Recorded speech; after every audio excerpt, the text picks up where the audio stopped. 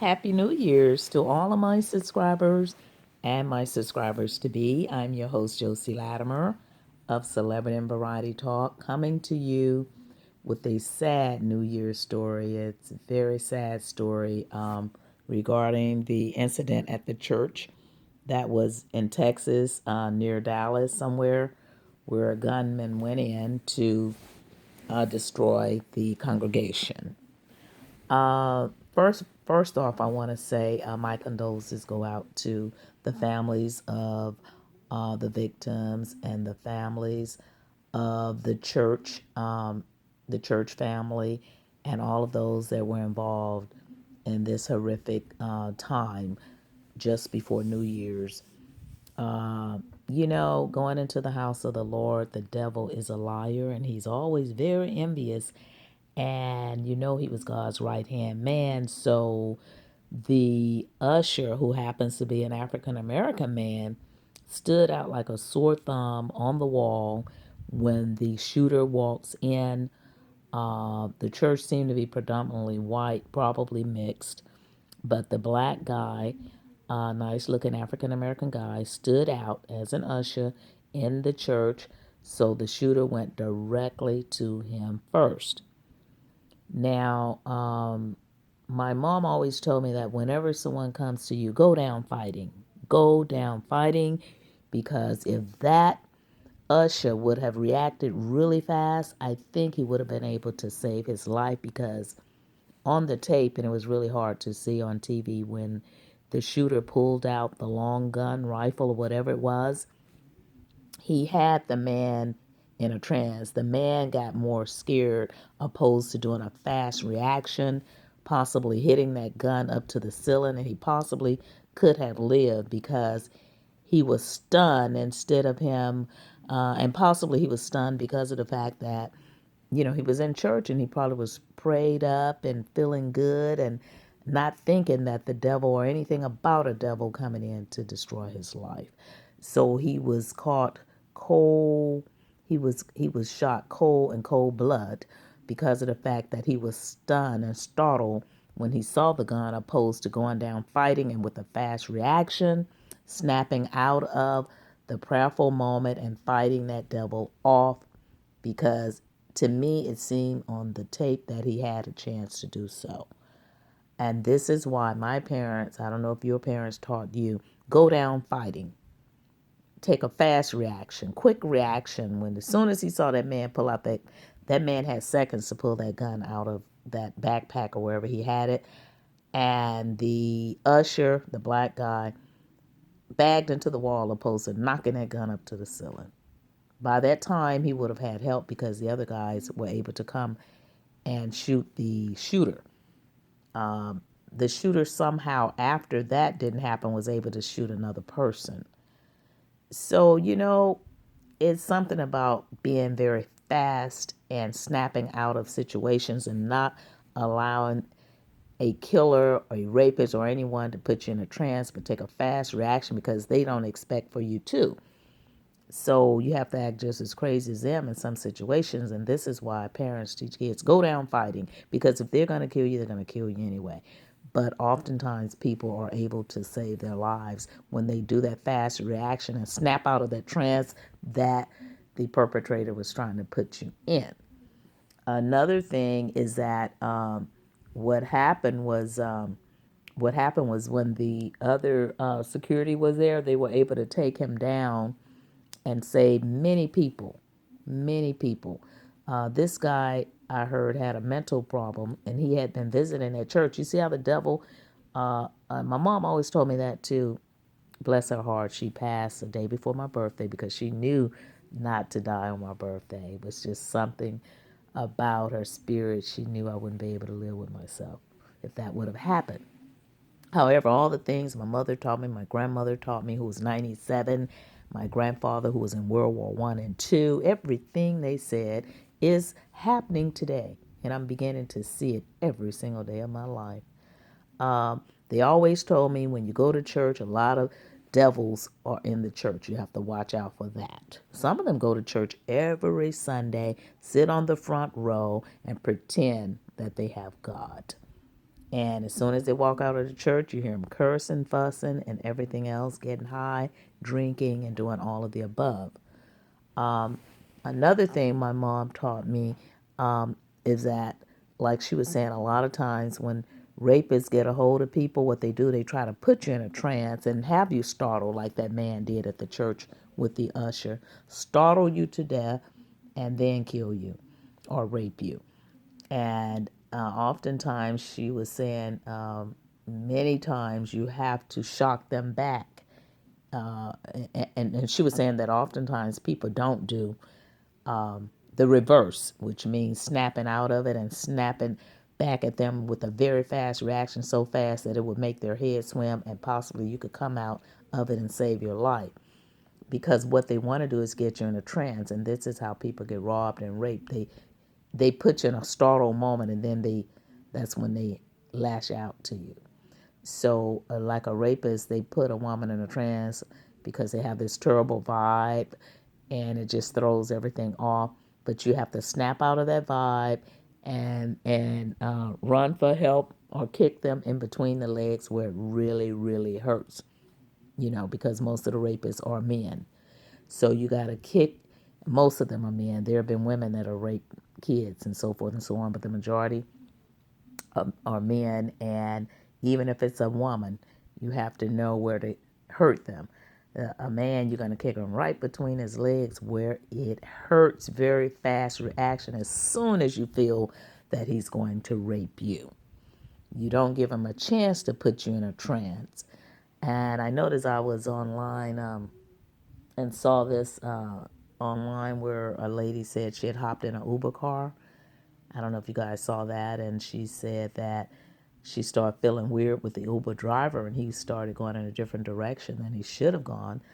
And immediately she opened that door and jumped out. She didn't give him a chance to put that trance on her, put her in a trance where he could take full control or possibly lock the door.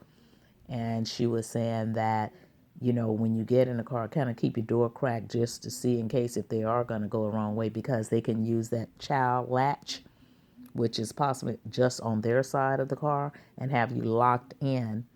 And I think that did happen to some young lady that had left a club late one night and she got in the wrong car, and those people locked her in the car. So what I'm saying is that we have to watch everything and have fast reactions. When these people out here are crazy, you have to act crazier than them. You have to be very snappy. And I still say that if that black usher would have knocked that gun up, then the bullet probably would have shot up in the air, because the man he was standing right there talking to the man, and the man stood right there and had a chance to pull it out of the backpack and startled him, and the man backed into the wall. It was a moment it was some seconds he had that he possibly could have saved his life. But because he had just been prayed up, like I said, when you have God, you have serenity, peace. No one expected for him to come in that church like that. And the first person he killed was the black man, because it was predominantly white.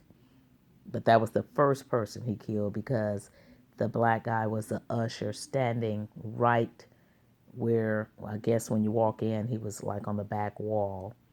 I really didn't want to see that. I really did not want to see that. Nice looking man. But because of his slow reactions, and if somebody's going to pull a gun on you, go down fighting. Go down fighting. It's easy to say, but it's something that everyone have to put in their minds, because nobody knows nothing anymore in this day and time. Nobody expects stuff to happen. It seems like it's just getting worse every day. God has to come down here and wash all these evil spirits away, all of these uh, people with guns that shouldn't have them away. And even if they tried to stop the gun control, you guys, I really think it's not going to help at this point. The reason I'm saying that, because the guns are already on the streets. They're on the streets. A lot of them are hidden at home. Illegal guns are everywhere now. So they wouldn't be able to redeem all of those guns off of the streets, even if they tried. It's a bit late now. So somehow they're going to have a stricter law on who gets a hold of the guns that are not already on the streets. Because the ones on the streets, I don't think the government or anybody can have take control of that because it's just too many. But the ones that they're releasing now, they should investigate the people that are getting them because half of them are crazy. And that's why you see people just shooting people at random because half of these people have mental problems, like this man did. He has a mental problem, and it's a lot of mental illness going on around here that people are not catching on to, or they're ignoring it in their family and their kids. They're seeing this stuff, but they're not doing anything about it. You know, just like the mental ill woman in Austin, Texas, that killed her own friend for her friend's baby. And they had known each other since 11 years old. Oh my gosh, and they were in their 30s. Oh my God, what is really going on? So it's a lot of mental illness going on. She actually choked her best friend to death for the baby. And they found the woman in the trunk of her car. So you trust no one as far as you can see them. And the way that man went into that church all wrapped up looking like a devil, I don't know how that guy couldn't have watched him really fast with his every move, you know? Unbelievable. But because I said he was in the house of the Lord, he was feeling good about God. He probably had just prayed and everything. He was prayed up and all of that. And he just did not. It's almost similar to the Jim Jones situation where everyone was prayed up and, you know, they believe in God and they followed Jim. Actually, they believed in Jim Brown. Jim Jones, Jim Jones. And he took them out with him by having them drink all this stuff, and they all died together. I mean, my God. So trust in no man, no man. Trust in no one but the Lord who created you on this heaven and this earth because you don't know anyone. And just like the young lady in Houston, where she had only been with this man 6 months, and he had the nerve to be so in love with her or mental ill to go and kill her on her birthday, Christmas Eve, at a Christmas party at her uncle's house. Barged into the party, pulled her out with a gun, and killed her on her uncle's porch. And was had the nerve to go to Dallas and come back to Houston and sit in Herman Park, of all places, where kids were around playing in the park. I mean, bullets could have really gotten out of hand. So they killed him, and I think later they did say that he had weapons. But I think he was running away from the cops, but because they was not going to let this man get away, they killed him whether it was right or wrong. I wasn't there. I can't say if it was right or wrong. But I did hear someone in the park said that their life was in danger. It was a dangerous situation, you know, because everyone was out. It was a beautiful day yesterday, and people were out in the park with their children having fun. And then for something like this to happen, it's gonna be a scar in the mind of the children that was there to experience something like that. So you see what I'm saying? Back in the days when we grew up, our parents shielded us from all of this stuff, and we didn't see all of this stuff. Matter of fact, we couldn't run with anybody that was crazy. We couldn't go shopping with anybody that'll steal. And, you know, we were very well protected. But now, this world is coming to an end. And what's happening is the people are bringing it to an end because the people are killing up each other. They're driving. A postal worker just delivering mail got shot the other day. And remember the UPS guy on the freeway? The cops shot up the truck with the boy in there. And oh, it's crazy. And then put people shooting police officers and police officers shooting up innocent people. And it's just going on and on and on. And it has to come to an end, you guys. God has to come and wipe this thing clean in all means necessary, whatever it takes. He's got to wipe it clean because it's not getting any better. And every day you're hearing something crazy all over the world. It's all on television. And so What I'm saying about that church, this man was just crazy. I don't think it was racism, even though the black guy was a prime target because he stood out in the church because there wasn't many blacks. You see what I'm saying? So it wasn't racism, it was crazyism. Crazyism, and he probably needed his medication. And people look so normal nowadays. I mean, they look so normal, you never ever know anybody. So trust no man as far as you can see him. And that's all I got to say. Trust no man. Because the person that you trust, you could be right with the enemy and never know it because you don't know that this person have a problem. I know a guy that met a girl and she had a problem. He didn't know it until she was like, "Who are you? What are you doing in my house?" And ran to grab a knife. You see what I'm saying? I mean, good looking people. People be so handsome. The guys be handsome. The girls be beautiful. It's just a bunch of weirdos. And I just got to tell everybody that we just got to be careful out here and snap out of it. If you have an opportunity to fight back, well, you're always going to have that opportunity whether you're going to get killed or not. Everybody have an opportunity to fight. And my mother used to say, go down fighting.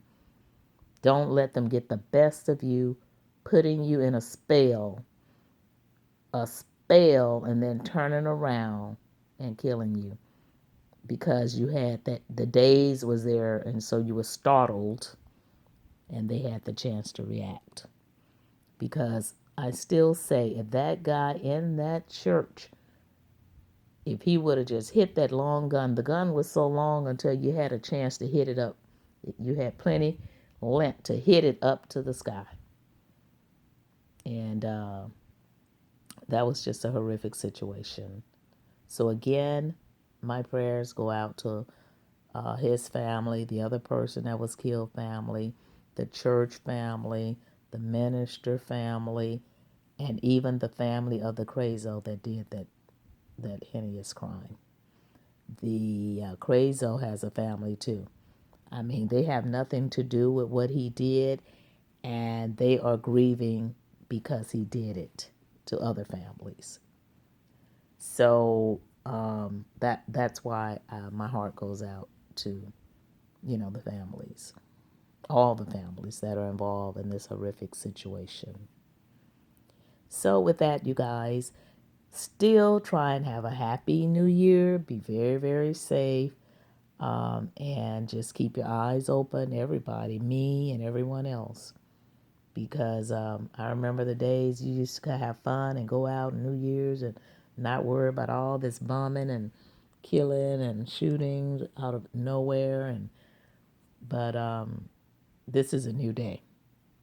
And I'm just trying to warn everybody to be careful and watch out for this new day thing and all of these robberies going on, and I'm just warning people to be more aware and alert and watch everything around you. And another thing I want to say, I said it then and I'm going to say it again. Trust no man. And you know what? Look on your dollar bill and it'll tell you who to trust in. In God we trust. Because a man will let you down every time, even if you thought you knew him, like that girl that thought that was her best friend and she killed her for a baby. Now that says it all. So with that, you guys, please click like, share, and subscribe, and have a happy, happy new year. Talk to you later. Bye.